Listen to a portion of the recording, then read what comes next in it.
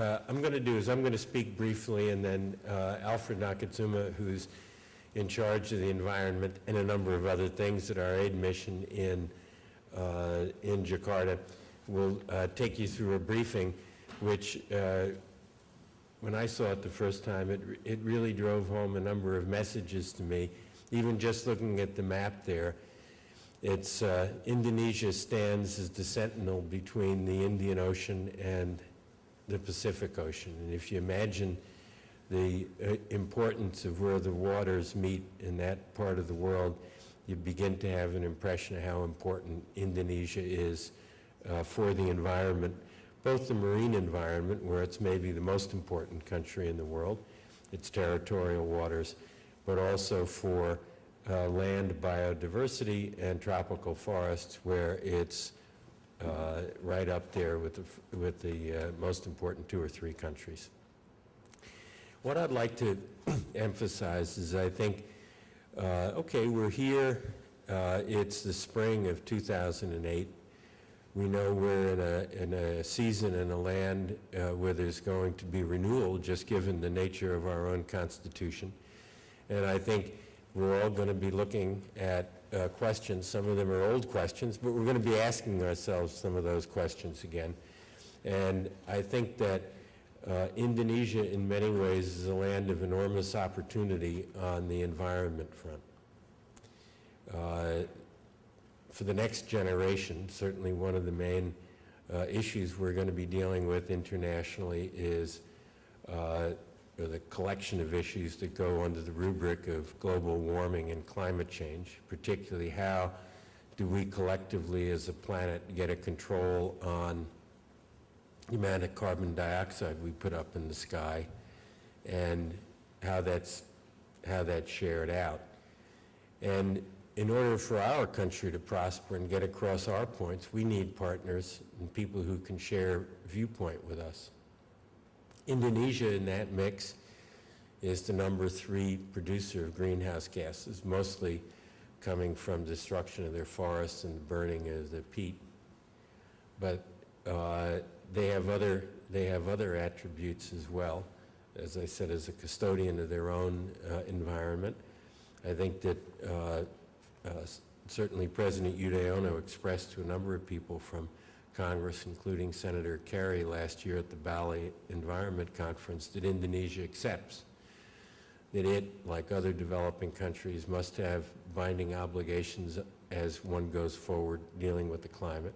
I think a position that I would like to see a way we could capture and bring forward. I think getting countries that are important, like Indonesia, to state that publicly could begin to change some of the context in which the Chinese and the Indians hide on this issue, saying, well, it's not me, it's somebody else.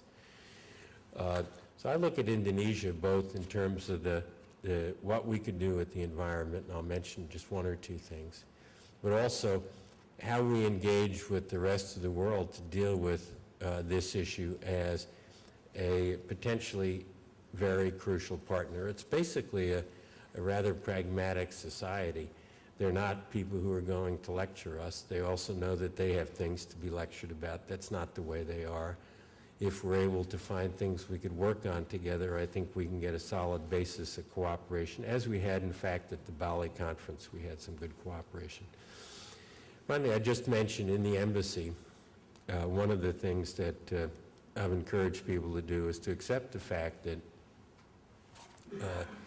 as we go forward, at some point we may be asked, what would you really do if you had an opportunity to do it?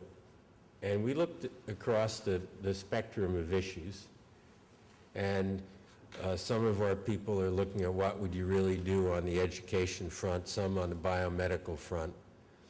But Albert and his colleagues are looking at what would you really do on the environment front. And I think there are a number of ideas that we're thinking about, we're talking with Indonesians about. We're doing this on the theory, not that we're not proposing anything, but we're trying to understand where there could be practical cooperation. And I think as we go forward this year, we're getting good support, I think, from the administration to work with the Indonesians on a number of issues. Tropical Forest Conservation Act, thank you for supporting that.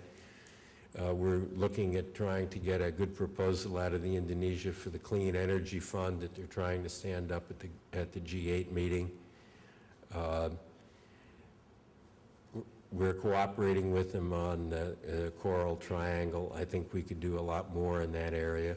But what we're trying to do is look for good ideas so that if a moment comes and there's a question, well, now the choices are a little bit more sharply in focus. What actually do we do? We don't want to begin to look for ideas at that point. We want to have a couple ideas. So I'd be glad to discuss some of the things that we've been thinking about. But I think first what I'd like to do is turn it over to Alfred, who'll give you what is this is a briefing that when I've had other people listen to it, including Senator Kerry complained to me because he said, you know, you told me it was a good briefing, but you didn't tell me how good. So, Alfred, over to you.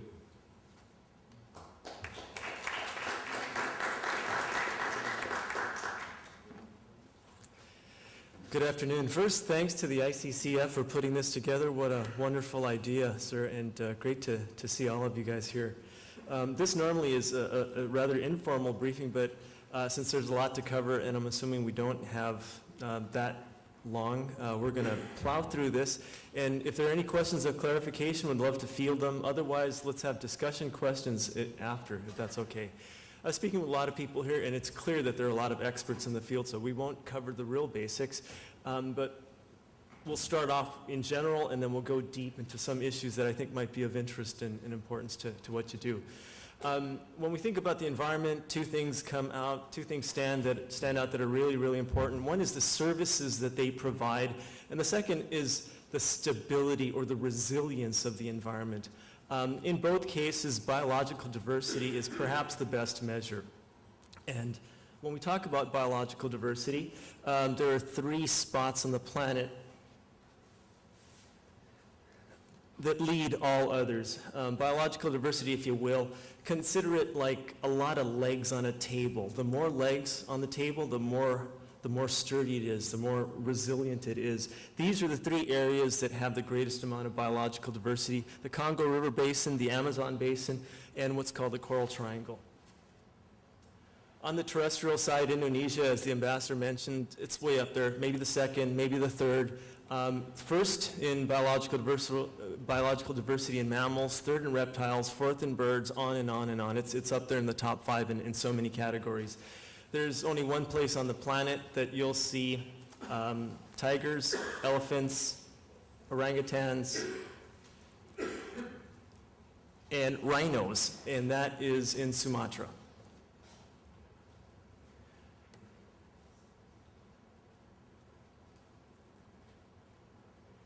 And on the terrestrial side as well, if anybody's been diving in the Caribbean, you see it's a very diverse place in terms of the species of corals and fish, but that's 1/10 what the Coral Triangle has. Indonesia is the heart of the Coral Triangle, as you can see in the crimson color there, and leads the world in terms of its biodiversity on the marine side. In all major categories, in all major categories,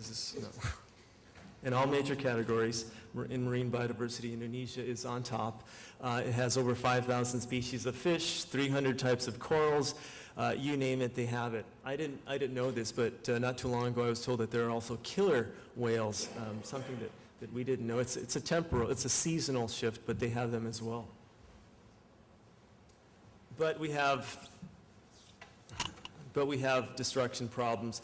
If anybody likes shark fin soup, as the Chinese do, this is where it comes from on the right, and that is where they get it from. On the top left, you have the destruction. That's probably a plantation going in, maybe palm oil, maybe not. But these are the kinds of large-scale destructive forces that we have at play in Indonesia.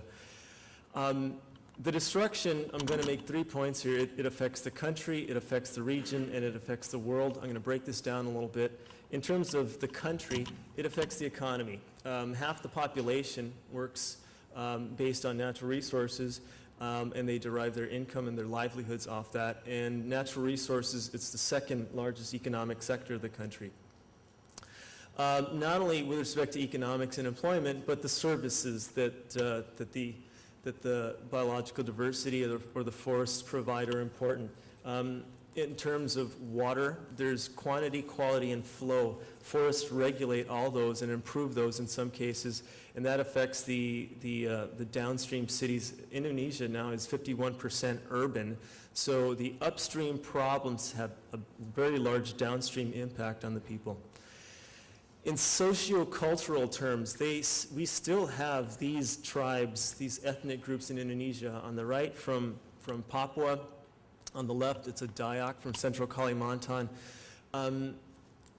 They can't live in the forests on the right. They need to live in the forests on the left.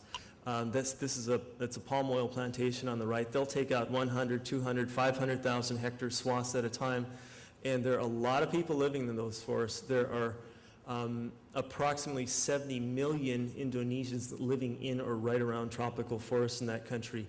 And when you take them out, you have this kind of problem. It's a basic equation. Poverty plus deforestation equals conflict.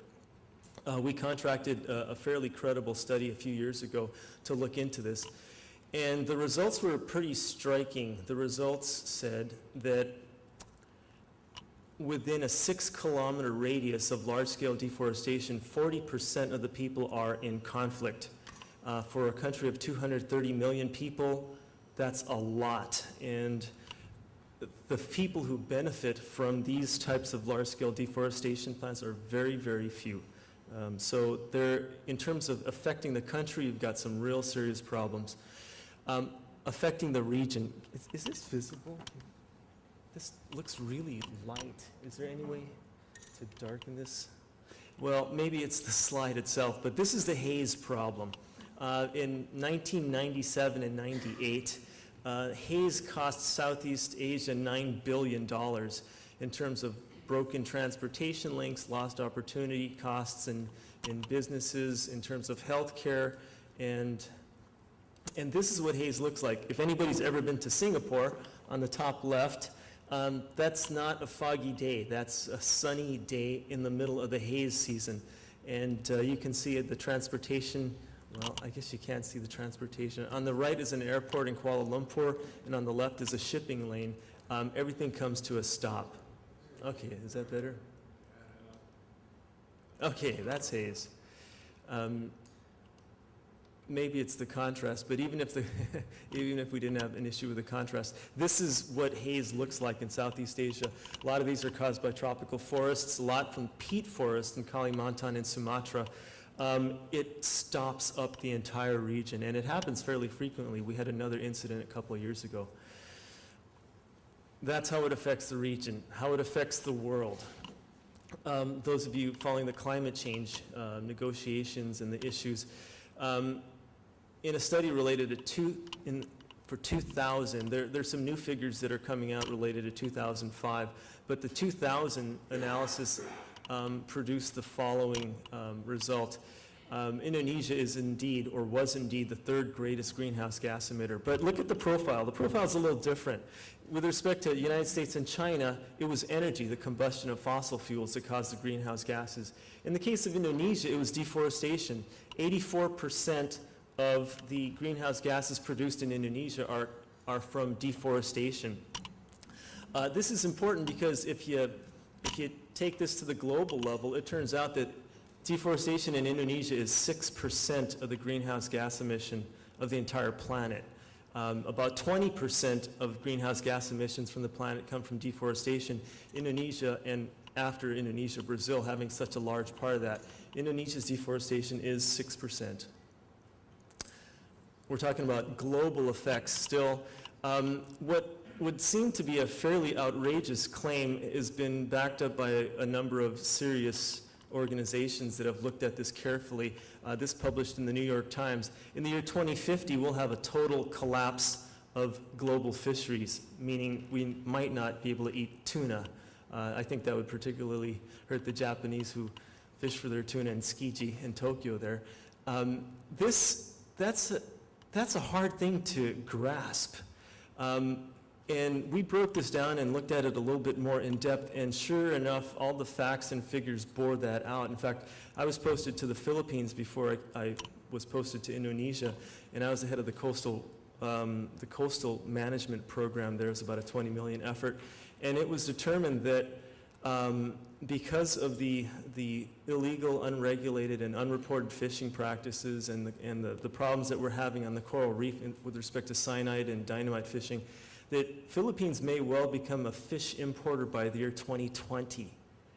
For the Philippines, that's really rough because their food security, 60% of their protein comes from fish. If we have problems with rice in the Philippines, we're going to have a lot more problems when protein is at play with the collapse of global fisheries. And in terms of global impact, of course, the loss of biological diversity. Biological diversity has an importance that is realized and also not yet realized in terms of germplasm that has yet to be discovered that could be the cure for cancer, et cetera, et cetera.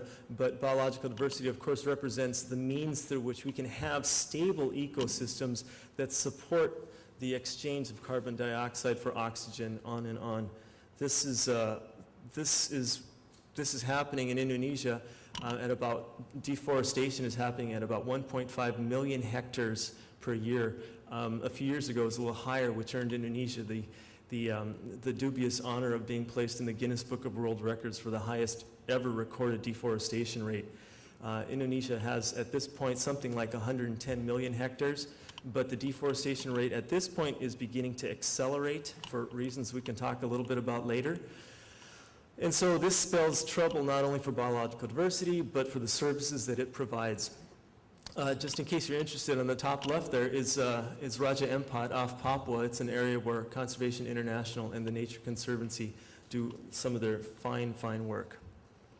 Okay, we're going to switch gears a little bit and talk a little bit about the causes of terrestrial and marine destruction. I think that might be helpful. These are very, very complex issues. I'm going to try to break them down into real simple ones. There are three main reasons for deforestation in Indonesia. One is logging, and what's written in parentheses here, which you may not see, which is a rather astounding fact that World Resources Institute verified, is that about 80% of that is illegal. The net worth of logs in Indonesia every year is about $10 billion.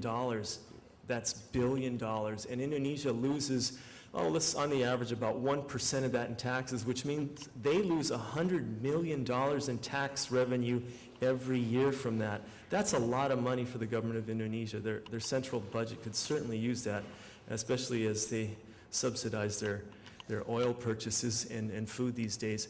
The second main reason is conversion of plantations. We've heard a lot about palm oil plantations. We'll talk about that just a little bit more. And the third is fires. Fires cause the haze. It's usually for opening up of agricultural frontier for new colonists in an area. Underlying all of these, of course, in each of these problems is weak governance. There is indeed a lot of corruption going on. There's a lot of ability for the government, both in terms of policy, in terms of executing their licensing procedures correctly, in terms of enforcing the law. At every step of the way, we could have a lot better governance, but these are the main drivers of deforestation in Indonesia. Just a point in case, we've all heard about palm oil. This is actually a fairly small palm oil plantation. Perhaps 10,000 hectares, are often 10 times that large. And this is what they do. Unfortunately, the facts in Kalimantan show that only 30% of the palm oil concessions actually become palm oil producers. A lot of the 70% of these are actually, these areas are provided to concessionaires and they're clear cut. The logs are sold, the logs at $200 per cubic meter. If you're taking out 50,000 hectares, you're making a lot of money, well into the millions. And so 70% of the people who get these concessions actually say, well, I got mine, and palm oil is kind of costly, and a lot of community issues out there. I think I'm done. And this happens in 70% of the cases. The result is that we have a lot of degraded land that is not in production. There are, at last count, somebody estimated there are at least 20 million hectares of degraded land that have been given out as concessions but have not been utilized. So if new palm oil producers or pulp and paper or wood chip or whatever you have, if those companies want to come to Indonesia, the answer is easy. There's 20 million hectares of land that they can work on. They don't have to cut down more tropical forest. There are answers to these problems. This is what it looks like over the years. Kalimantan has been logged, and it is now being, for a while, it was the object of Suharto's mega rice project. So tens of thousands of hectares were taken out for that reason, and now it's under the palm oil siege. Palm oil has increased tenfold in the last 12 years. So this is 1950, what it looked like, and it's projected to 2020 to look like this. And the only reason that there's a patch of green in the middle is because that's the heart of Borneo is actually a highland area, and very difficult and very uneconomic to get to. So whatever can be taken out will be taken out if the projections bear. We understand a lot of the drivers. It's not rocket science. People have studied this fairly well, and a lot of the arrows of either primary or secondary wood products end up in China, unsurprisingly. They have a 280 million cubic meter capacity to process wood. They themselves produce only 140 million cubic meters. Of the delta, 50% of that comes from Siberia, mainly Siberia, from Russia, as you see from that big crimson arrow pointing down. And we'd say most of the rest of it comes from Indonesia, actually. So as WRI told us, 80% of the logging that's going on in Indonesia is illegal. So I guess that mainly ends up in China. Anyway, just a point of reference for us to see, those of us who like economics, it really is a demand-driven problem, and it's a demand pull from China for the most part. Over to the marine side, similar kinds of concepts, a little bit different in the way they play out. The big problem on the seas is illegal, unregulated, and unreported fishing. One of the problems, of course, is a lot of bycatch, and here's just these are probably either green or Ridley turtles, probably off the coast of Bali. And this is on the right side, this is probably a purse seine fishing technique. So much, you can see those are really, really small fish. That's all bycatch for the most part, probably. But there's such little capacity to enforce these kinds of illegal practices. Okay, breaking down the collapse of global fisheries, we received information, and a lot of these slides, frankly, come from our wonderful partners, WWF, CI, and TNC. We also love to partner with WCS. We get a lot of information, and these are a couple pieces that we thought were particularly relevant. The downward graphs from 1973 to the year 1999 show the weighted average per fish going down, the hook rate going down. Perhaps more illustrative is on the right side, focus on the lime green area. In the year 2000, 8% of a catch in a certain area, I think it was region 5 off Papua in Indonesia, 8% were small tuna. In the year 2004, because of the overfishing practices, the percentage of small tuna that were caught were 34%. So 1/3 of the fish they're catching are underweight, probably not high economic value, but more importantly, when you start catching the babies, you don't have anything left for the next generation. So we'll expect, if this continues, to not only see a straight slope going down, but an acceleration in the reduction of fish, a downward curve, if you will. And this indeed, some of the statistics are indeed bearing that out, meaning we might not be able to eat tuna in the year 2050. Okay, those are the pelagic species offshore. Bringing this onshore and looking at the coral reef issue, In case you haven't seen destructive fishing, this is what it looks like. These are guys with little squirt bottles with diluted concentration of cyanide and dynamite sticks blowing up the reef. And, you know, I don't think they get any real joy out of blowing up a reef, but what happens when you do this is you stun the fish. You don't kill them, you stun them, and you can just scoop them up. They're a lot easier to harvest that way. Unfortunately, you destroy the reef, and as you know, it takes hundreds of years in many cases for a reef to regenerate. That's why probably 93% of Philippines' coral reef is degraded. Only 7% is pristine now. A sobering fact, and another reason why they might have to import fish in the year 2020. They've exported this practice to Indonesia, and this is being done at an accelerating rate there. Again, like on the terrestrial side, we've got the market stuff figured out. It's demand driven. The trade is being driven mainly out of Hong Kong, as you'll see at the apex of that 1970 circle. And whether by land, by sea, or by air, we can figure out in general where the live reef fish are going. And China is the favorite destination. If anybody's been to Hong Kong, you can see a lot of the Napoleon, well, less these days, but you could see Napoleon wrasse swimming around in tanks, and you can buy them at, if you get a big one cooked, you'll pay $1,000. You know, it's a big family event.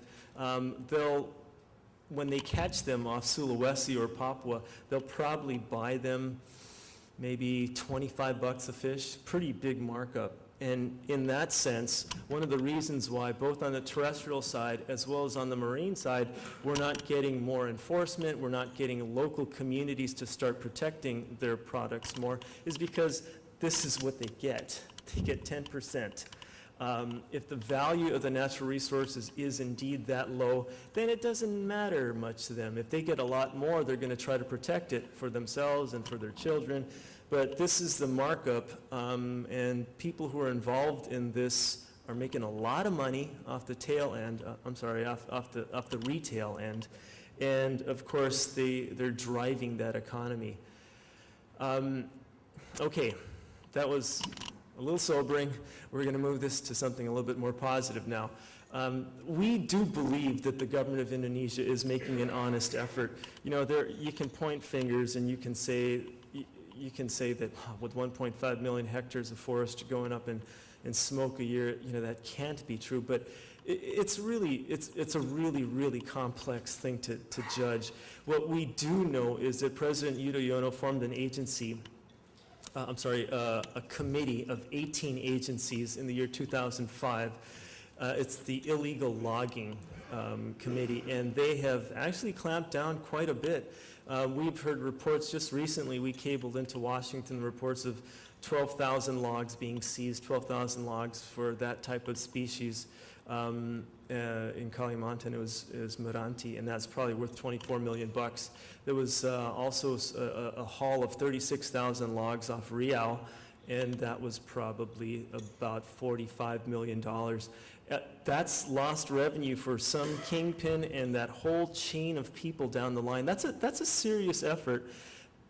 The Chief of National Police, we believe, is really fighting that fight. He's supported by the Department of Justice's effort through ECTOP, and as the ambassador said in a meeting once, dollar for dollar, that's probably the best impact we can get in terms of enforcement in the environment. It's precious. It's really, really important. Aid, at least to date, can't work with police or the military, but enforcement is a really key part of the equation, so we're very thankful to ECTOP for the great work that they do and the coordination with us. We work more on the market side and the community side. There are efforts that are being put up. There are people that are being pulled out of their posts.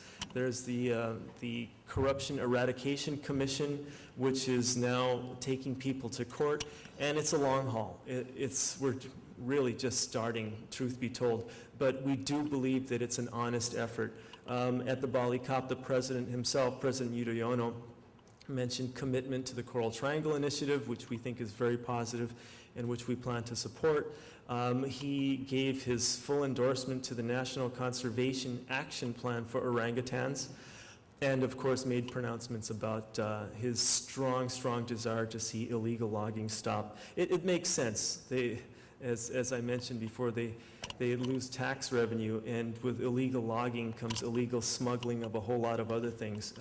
So we do believe that they're serious about it, but they need some help. They need some support. I hope the ambassador's not embarrassed by this, but actually put a photo of our last trip to Sumatra. We go out there, we look at aid projects, we provide some support out there on a community-based level, we work with the government on a policy level. Here, this is Tom Friedman on the bottom right, Arifin Panigoro on the top right. He's the owner of Medco Energy, which is the largest energy company owned by an Indonesian. He produces 75,000 barrels a day, and he is a very serious environmentalist. In fact, what he did was he's in the process of paying $2 million to purchase a 100,000 hectare conservation concession, which is going to help the orangutans in that area. The United States government, through its USAID program, as you can see below, there are a lot of USAID programs that work at the community level. Through our connections with the private sector, through work with our wonderful NGO partners, those certainly in present company are the ones that we're most mentioning. And our strong relations with the government of Indonesia, we believe we can help them become more effective in this effort to stem the tide of deforestation of natural resources. And the final slide I have is something that we talk about ourselves. You know, Indonesia being the highest biodiversity country in terms of marine, and second, maybe third in terms of terrestrial biodiversity, it's the environmental superpower. So we're not the only superpower on the planet. There's another one. It's called Indonesia. It's an environmental superpower. And what we'd like to be is its super partner for a number of reasons. They need our help. They're asking for it. We're working well with them. If we are successful, it'll be good for the global environment for reasons that I mentioned before. It's important for Indonesia's equitable and sustainable economic growth. You saw the slides about conflict. You saw the slides about how 50% of the population makes its living off natural resources. It's important for that country, and they know it. And the destruction of those resources is going to create a lot of problems for them in the future. They understand that. It's also really good for our relations with this very, very important country. I certainly could not talk about the strategic alliance of this country for our foreign policy. I'd leave that up to the ambassador, but we know it's there. And when we work together with Indonesia, whether it be with the central government or with the bookend provinces, Governor Swebu in Papua or Governor Irwandi in Aceh, all across the archipelago, we work together with the Indonesians on things that are important for them. This is good for our relationship. And also, our image worldwide could use a little shoring up as well. And if we are successful, that certainly couldn't hurt in that area.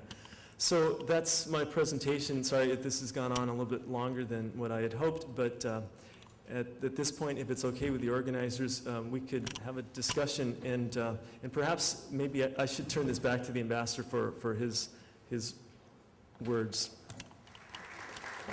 Why are we here? And we're starting to think, what do we do about it? I think that kind of a mental paradigm shift is happening elsewhere, including in Indonesia. But whereas we're sort of a country where we're a little aggressive in coming up with our solutions. I mean, we'll sit down, we'll take out that yellow piece of paper and we'll start writing stuff down immediately. The Indonesians are very deferential in many ways. That doesn't mean that they're pushovers, but they really want to hear what somebody else thinks. And that creates, in many ways for us, I think, a wonderful opportunity for leadership and getting our ideas together and trying to have strong partners. Not only for dealing with the environment, an environmental question per se, but also dealing with the larger politics of the environment and how do you get other people to share your point of view so that together you're able to have more of a positive impact, not just a demonstration project, hey, this could work, but actually a positive impact, why don't we all try and go in a certain direction? So with that, I'd like to ask if there are questions. I have to warn you, Alfred has more of the answers than I do, but yes. How important to the government is like ecotourism or tourism as a way to bring in that limited dollars? I mean, I know like in Sumatra, the planning, people go up there specifically to see the orangutan. Does the government take stock of that in that, or is there any, does it add much to the economy, the tourism that happens? I think that's very marginal. There is some, I know Governor Rwanda and Aceh is becoming more attentive to this.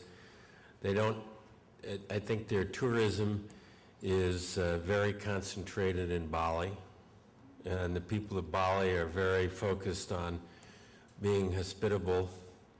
I went through a period where I thought, you know how everybody looks at an American embassy and they think, oh my God, that's an awful place to go in with all those guards. I thought maybe I could hire a couple of the women who do this and say hello, so Indonesians would feel welcome. But outside of Bali, the infrastructure is fairly poor, and you have to be adventuresome. Now, I think that it's possible to organize what you're suggesting in a way, and I think it's really essential. If you imagine those people who live in these environments, if they're able to see a way to give value to the environment and have economic income and preserve the environment, they'll do it. But without a possibility of income, it's very hard to get that kind of, let's say, community resistance. And this is one of the things that we saw in the one slide that Alfred had up there with Tom Friedman and Conservation International and Arfin Ponegoro, was a community that was very proud how it was giving value to things in the forest products, and preserving the habitat of the orangutan. But, you know, I think when you were up there, you wondered, how could you get more people to be able to go up there in a measured way and create more jobs from tourism? So I'd say the Indonesians are not well organized to do the ecotourism that you're talking about, but they certainly have a huge amount of potential, particularly on the marine side. Well, you know, having traveled a lot around I noticed that travelers, when they were going to head to Sumatra, they were doing a little research on their own. Like they were, rather than going to Lake Toba, which is a beautiful crater lake, it's all been, you know, it's all the trees are gone. You go to Manajau down in the southern part near Bukittinggi, and you've got a pristine crater lake. And I remember a traveler saying, we're going to skip Toba, we're heading down south. And I'm just wondering if, you know, there is some value there. It's a very small community, though. I mean, there's not a ton of people who go through. But it would be worth at least exploring. Yeah, it's changing. I'm looking at it sort of in the larger questions of scale, and I think their overall attempts, again, except for Bali, to promote tourism, I would describe as clumsy. Yeah. In a lot of areas in the world, security of rural land tenure, or the lack thereof, is a factor in destruction of forest. To what extent is that a factor in Indonesia, and is it feasible to do anything about it?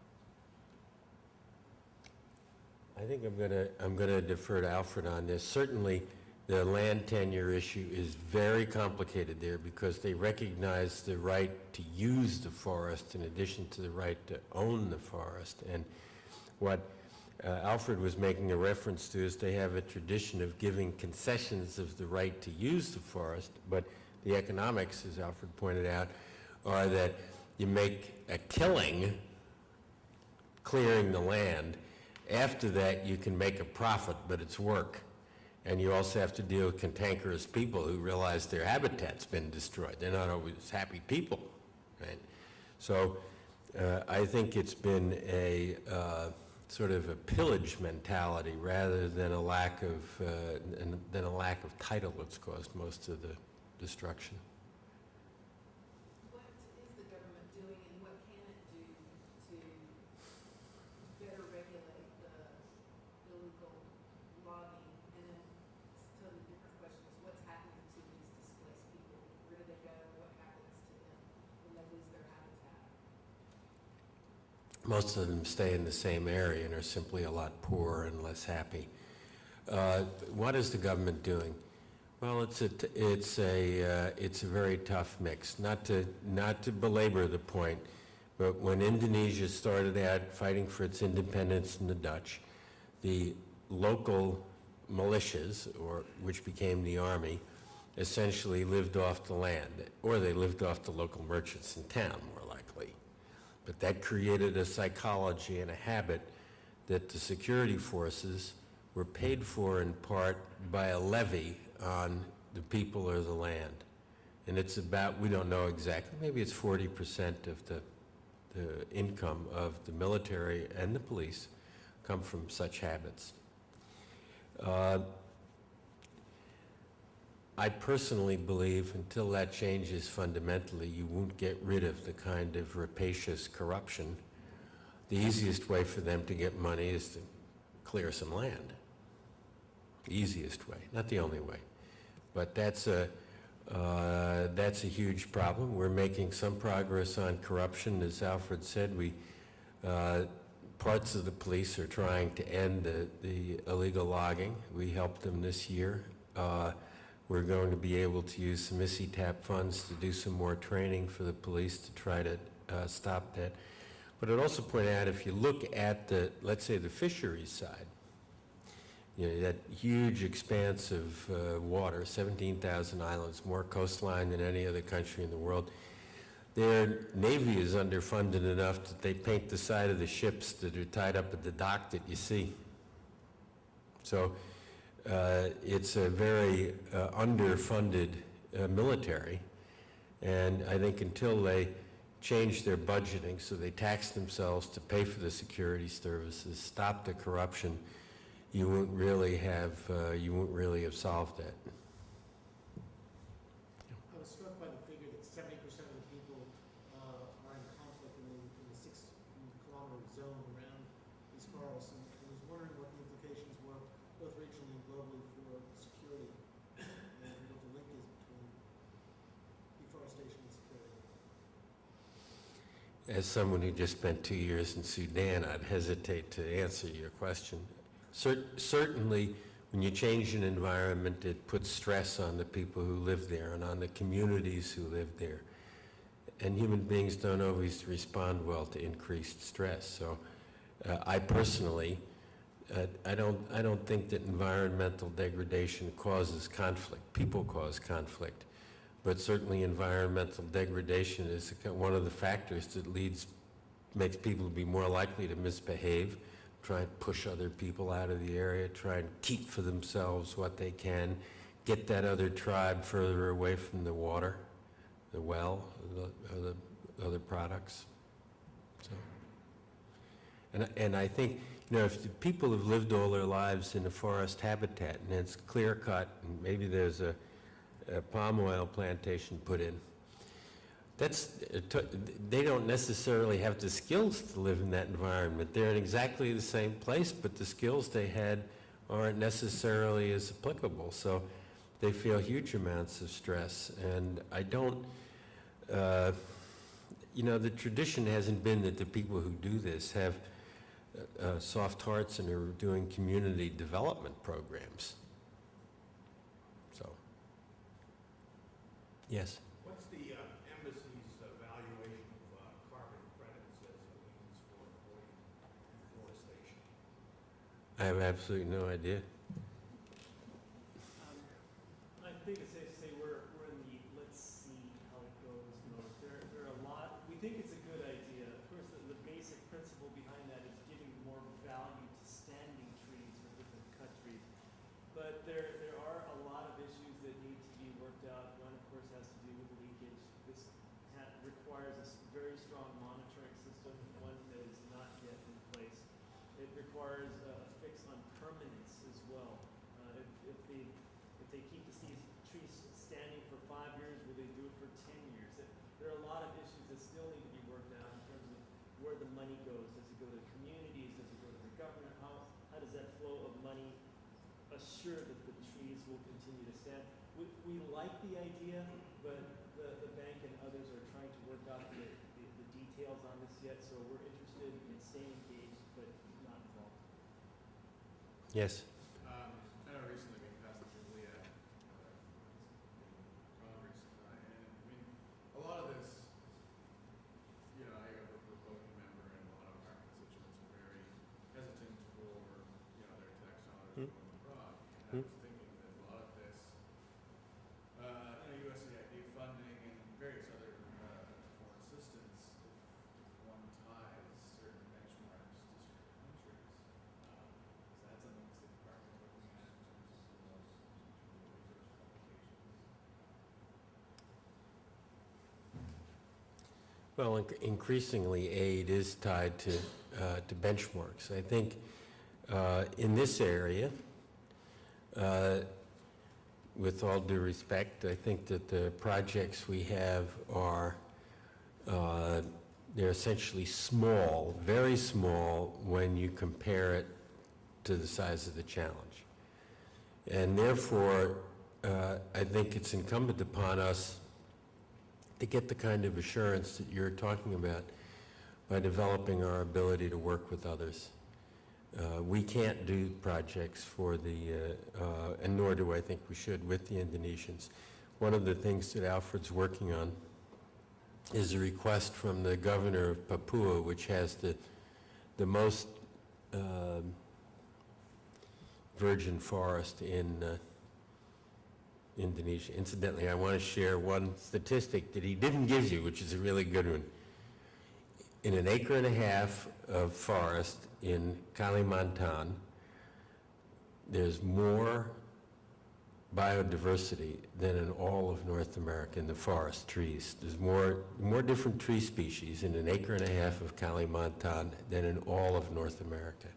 So we're talking about, you know, we're talking about places that are just sort of off the charts. And I think that one of the things that Alfred's beginning to work on is a plan with the governor of Papua how to put in place a forestry management program that means that they're not in the situation of Kalimantan in 20 years. And I think if that's what we're doing, then it's very easy to explain why it's a good deal. And we're very attentive to the fact that the forestry management can't work unless it's also producing income, and that the economic enterprises that go and have to be responsible rather than rapacious. And I think in that kind of an area, there wouldn't be a challenge. But so far, unfortunately or unfortunately, the amount of money dedicated to these projects, I think, is small. And at least in Papua, at the stage we're at right now, I think we can have a huge impact without putting a huge amount of money in. It's convincing the people who live there that they want to take the road, conserve our environment, and find ways to prosper, rather than cut down all the trees and have 2 good years. So. Thanks, Ambassador. You're singing our song for us. It's a good song. We should come visit you in Indonesia. We ought to organize a Kodel there.